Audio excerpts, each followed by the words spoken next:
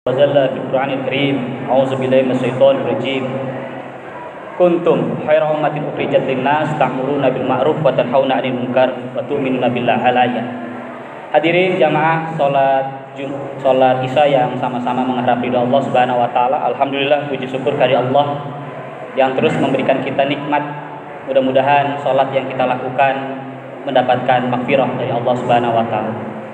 Salawat serta salam tercurah pada uswah kedua pada Nabi kita Nabi Muhammad sallallahu alaihi wasallam serta keluarganya, para sahabatnya, para tabi'in, para tabi'in dan mudah-mudahan kita termasuk pengikutnya hingga akhir zaman. Sidang jamaah salat tarawih yang sama-sama mengharap ridha Allah Subhanahu wa taala. Ramadan adalah bulan kemenangan. Ramadan adalah bulan kemenangan. Karena di bulan Ramadan inilah Allah berikan peristiwa-peristiwa bersejarah. Oleh karena itu kenapa di bulan Ramadan ini orang memaknai Ramadan ini adalah bulan suci.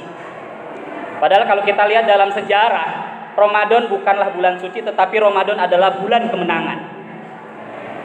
Dalam pentas sejarah, 22 lebih peristiwa dalam sejarah Islam, umat Islam menang dalam peristiwa di bulan suci Ramadan. Dan mudah-mudahan peristiwa-peristiwa ini menjadi ibrah, menjadi pelajaran kita umat Islam Indonesia. Dan Allah sudah memberikan informasi kepada umat Islam Indonesia 75 tahun yang lalu. Bagaimana kita merdeka 17 Agustus 1945. Allah berikan kemerdekaan, Bung Karno, Bung Hatta memproklamirkan kemerdekaan Republik Indonesia pada bulan suci Ramadan. Begitu juga Allah pernah berikan kemenangan kepada Rasulullah SAW pada peristiwa Perang Badar. Yang dalam sejarah, di dalam sirah disebutkan umat Islam 1 banding 5 dengan kekuatan kafir Quraisy. Tetapi karena berkat karunia dan rahmat dari Allah Subhanahu wa taala, sehingga Allah berikan kemenangan. Dan Fathul Mekah juga Allah berikan peristiwa kemenangan pada bulan suci Ramadan. Umat Islam Nuruddin Az-Zanki, kemenangan Allah berikan pada bulan suci Ramadan ketika umat Islam merdeka dari kencengkraman pasukan perang salib. Kemudian umat Islam di Selat Gibraltar yang dipimpin oleh Tariq bin Ziyad, Allah berikan kemenangan, umat Islam masuk ke Spanyol di Andalusia. Dan umat Islam berjaya kemudian ke sana sampai 800 tahun. Tahun 92 kita ingat perang Bosnia melawan Herzegovina. Bosnia Herzegovina melawan tentara Serbia, bagaimana kekuatan komunis laknatullah alaih. Tetapi kemenangan umat Islam Allah berikan kepada umat Islam di Bosnia pada bulan suci Ramadan. Begitu juga pasukan Intifadah Palestina yang digerakkan oleh anak-anak muda di Masjid Gaza. Allah berikan kemenangan pasukan Intifadah pada bulan suci Ramadan. Maka para jamaah yang dimuliakan Allah Subhanahu wa taala, Masjid Jamaah Saidi, kalau kita ingin diberikan berkah oleh Allah, jadikan rumah kita, istri kita, anak kita jual beli dengan Allah. Sering kita mendengar kata berkah. Berkah. Dan dalam hadis disebutkan ada 4 kata berkah. Imam Al-Ghazali mengatakan yang dimaksud dengan berkah adalah ziyadatul taqwa wa ziyadatul khair. Jadi Allah akan berikan pasangan rumah kaum muslimin yang berkah. Kalau keberkahan itu di rumah kaum muslimin, dalam hidupnya ziyadatul taqwa wa ziyadatul khair. Orang bertambah usianya, bertambah kebaikannya. Orang bertambah usianya, bertambah manfaatnya untuk perjuangan Islam. Makanya saya berharap anak-anak muda yang hari ini hadir, wahai anak-anak muda. Kalau orang tua beribadah ke masjid, biasa. Kalau orang tua ke masjid, biasa. Kalau kalian ke masjid hari ini, wallahi, luar biasa. Kalau orang tua, kalau anak muda hari ini pergi naik Gunung Gede, Gunung Pangrango, luar biasa. Kalau anak muda naik ke Gunung Gede, biasa. Tapi kalau orang tua naik gunung, luar biasa. Maka masjid, kalau Allah ingin berikan keberkahan satu kampung, maka Allah akan berikan keberkahan itu kepada makhluk yang dimana makhluk itu memakmurkan rumah Allah. Allah sampaikan dalam firman-Nya, ya'muruna masajidallah man amana billah wal yaumil akhir. Orang yang pantas memakmurkan rumah Allah adalah orang yang beriman kepada Allah dan yaumil akhir. Makanya orang kalau masuk masjid, seorang sudah masuk masjid, yang dia pikirkan adalah visi perjuangan Islam. Makanya kalau kita ingin membangun masjid, bagaimana membangun masjid sebagaimana yang dibangun oleh Rasulullah SAW. Makanya kajian-kajian sirah nabawiyah, kajian-kajian sirah dakwah itu harus hidup di masjid. Jamaah sidang Jumat Masjid As-Saidi yang dimuliakan Allah Subhanahu wa taala. Bagaimana masyarakat Batavia, Betawi saat itu dijajah oleh kolonial Belanda. Gubernur Hindia Belanda tidak jauh dari Masjid As-Saidi saat itu. Kita lihat kenapa umat Islam di Betawi menjadi bangsa, menjadi umat yang kuat. Setidaknya 3 hal. Kenapa ulama-ulama kita melahirkan kader-kader anak-anak masjid yang tangguh. Di masjid itu diajarkan 3 hal. Makanya masjid itu kalau mau memakmurkan rumah Allah, dia harus bagaimana memakmurkan rumah Allah sebagaimana yang rumah Allah dimakmurkan oleh Rasulullah SAW. Yang pertama diajarkan adab kitab silat. Nah ini yang lupa dan hilang di kalangan masjid hari ini. Makanya kita berharap, ya, saya berharap dimanapun ini saya sampaikan, ya, yang ngurus masjid, yang jadi imam masjid, yang jadi khatib masjid, bukannya ustadz-ustadz dari jauh. Siapa? Anak-anak Masjid As-Saidi di sini. Makanya para jamaah yang dimuliakan Allah Subhanahu wa taala, ya, kita harus bertekad. Kalaupun anak kita hari ini tidak di pesantren, setidaknya titipkan cucu kita untuk masukkan ke pesantren. Masukkan cucu kita ke pesantren. Karena kita kalau nyekolahin anak kita di sekolah umum, cucu kita di sekolah umum, apalagi kuliah di perguruan tinggi umum, nggak menjamin anak kita itu mendoakan kita, Pak. Makanya kata Rasulullah SAW bilang kepada para sahabat, ya wahai para sahabat, tahukah engkau orang tua yang mandul? Para sahabat menjawab, ya Rasulullah, orang tua yang mandul adalah orang tua yang tidak punya anak. Orang tua yang mandul adalah orang tua yang tidak bisa melahirkan anak. Lah, bukan, kata Rasulullah. Orang tua yang mandul, kata Rasulullah SAW, adalah orang tua yang punya anak tapi tidak bisa melahirkan anak yang saleh. Berapa banyak hari ini rumah kaum muslimin tidak punya anak yang saleh. Bahkan kata Rasulullah SAW, tanda-tanda akhir zaman.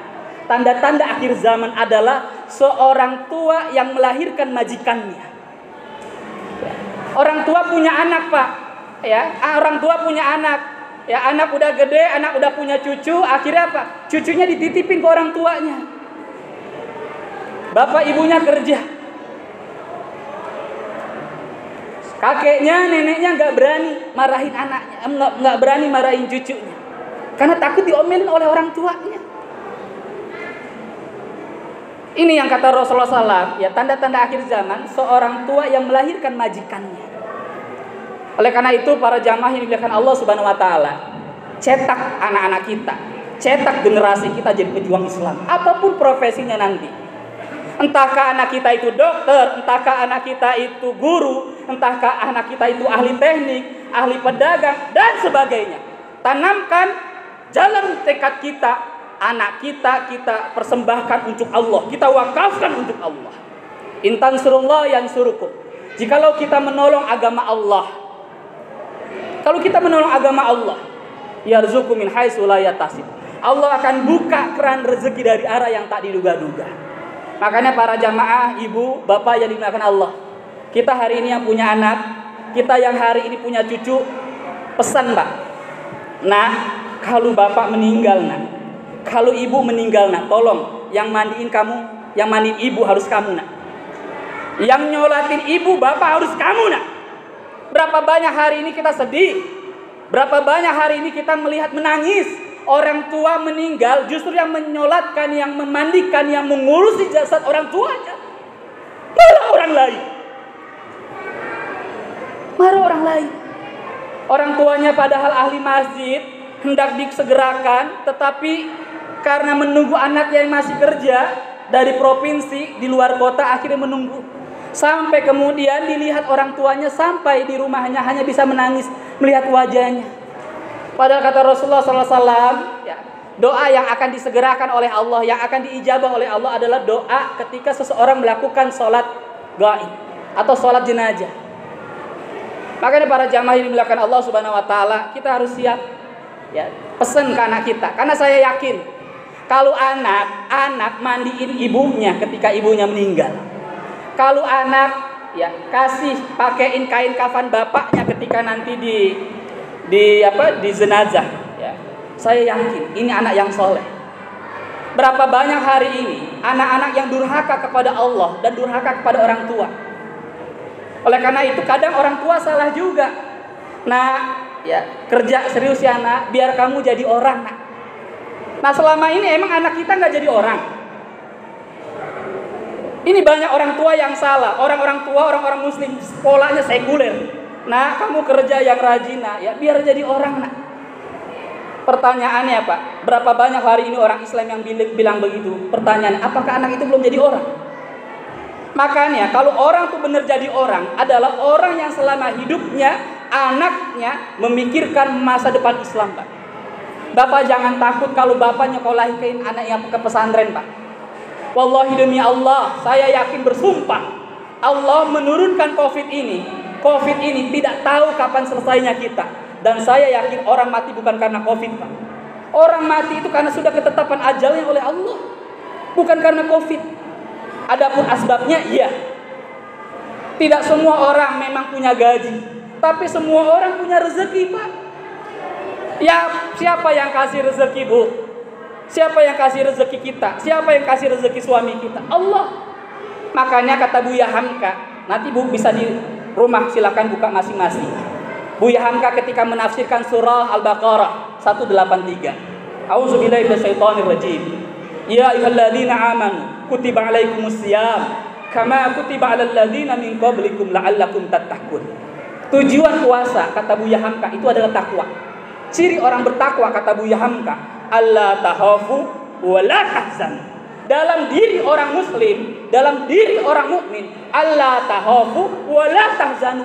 Enggak mikirin besok makan apa, enggak pernah takut dengan siapapun karena dia yakin hasbunallah wa ni'mal wakil, ni'mallah wa ni'man nasir.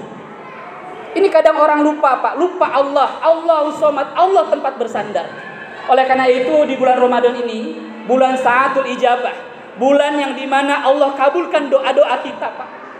Kita berdoa kepada Allah yang hari ini belum pekerjaan, semoga dimudahkan pekerjaannya. Yang hari ini belum punya anak yang soleh, Allah berikan anak yang soleh, Pak.